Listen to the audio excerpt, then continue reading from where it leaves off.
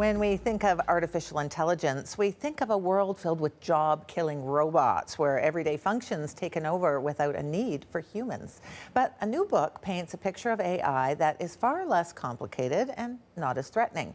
The real benefit of AI will be its ability to predict, taking information we have to make knowing what's coming in the future more certain, at far less cost. Avi Goldfarb is one of the co-authors of Prediction Machines, the simple economics of artificial intelligence. So yes, you're simplifying it. You're saying it's all about prediction and nothing more? That's it.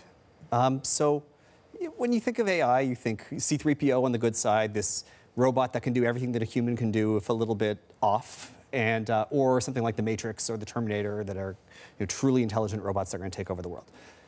The technologies that have made everybody really excited about prediction today, about AI today, is prediction. It's a technology called machine learning, and a lot of it was invented in Toronto or Montreal or at the University of Alberta. So it's a very there's a nice Canadian history to it. Yes. And it's prediction. It's about the process of filling in missing information.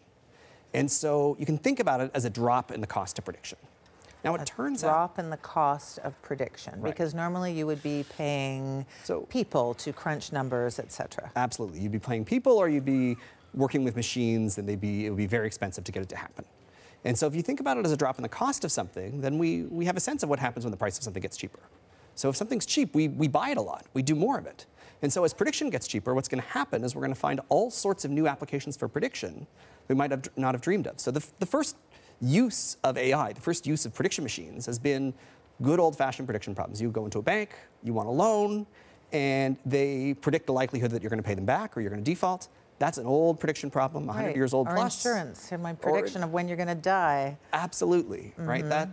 So AIs are doing that, and they're doing that already. But what's happening as prediction's getting cheaper and cheaper is we're finding there's a whole bunch of problems that you might not have thought of as prediction that are prediction, right? Like such as? Medical diagnosis. So what do you do when you go to the doctor? The doctor takes information on your symptoms and fills in some missing information about what disease you have, what's causing it. That's prediction. That's a prediction process. They're filling in missing information. And increasingly, machines are getting good at diagnosis, at prediction. But even things like autonomous driving are prediction, as long as you recognize the art of finding new prediction problems. And your point is that the AI may provide the prediction, but we're always going to need the humans to make a judgment about what should be done with this information. Absolutely. So the humans need to do two things, right? They need to tell the machines, hey, what predictions should we make? Which predictions are useful? And then once we have one, what do we do with it?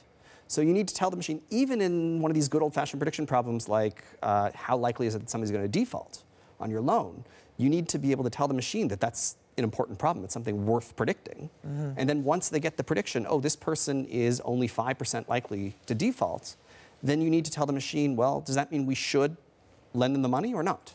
So there's the judgment. Once you see the prediction, you still need a human to figure out the judgment.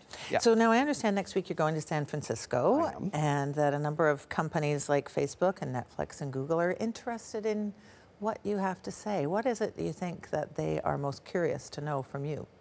So what we've done is give people a framework to talk about machine learning and AI that allows the technologists to communicate with the business people.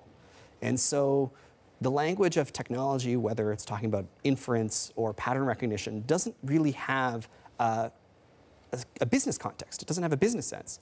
And business people understand the idea of uncertainty. And so what prediction is it helps you deal with uncertainty. It helps you reduce uncertainty, and that is an important business problem. And so what we've done is made the language easier so that the business people and the technologists can communicate with each other. All right. Thank you so much for being here. Thank you. Avi Goldfarb is Professor of Marketing at Rotman School of Business, and he's one of the co-authors of Prediction Machines, the simple economics of artificial intelligence.